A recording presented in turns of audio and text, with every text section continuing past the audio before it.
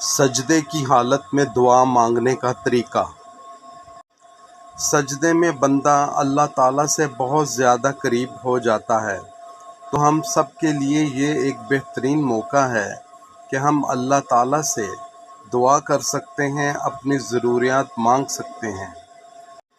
حدیث میں آتا ہے کہ بندہ اپنے رب سے سب سے زیادہ قریب سجدے کی حالت میں ہوتا ہے، تو ایک تو نماز کی حالت میں ہے، دوسرا پیشانی اللہ کی بارگاہ میں ٹکی ہوئی ہے، تو اس وقت جو بھی آپ اللہ سے مانگو گے تو انشاءاللہ ضرور قبول ہوگی۔ بہت سارے لوگوں کو یہ نہیں معلوم کہ سجدے میں بھی دعا مانگی جا سکتی ہے، لیکن میں آپ کو بتا دوں کہ آپ سجدے میں بھی دعا مانگ سکتے ہیں۔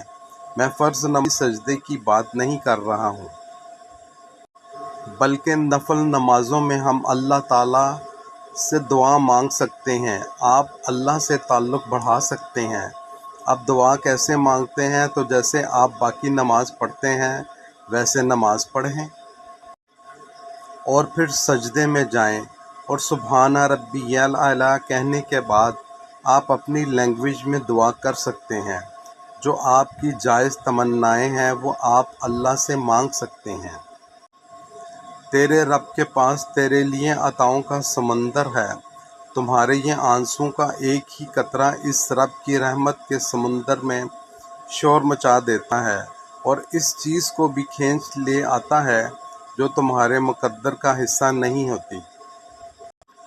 کیونکہ جن راستوں کا سفر تکلیف دہ ہو، اس کا اہتمام ہمیشہ حسین ہوا کرتا ہے۔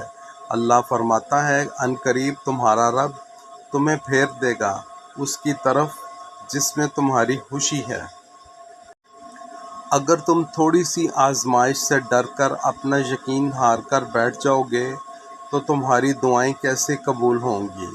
قبولیت کا ایک اصول ہے، صبر رکھو، دعا کرو اور معجزوں کو پالو۔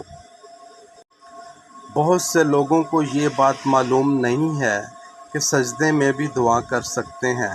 اس پوسٹ کو شیئر کریں تاکہ دوسرے مسلمانوں کو بھی علم ہو جائے۔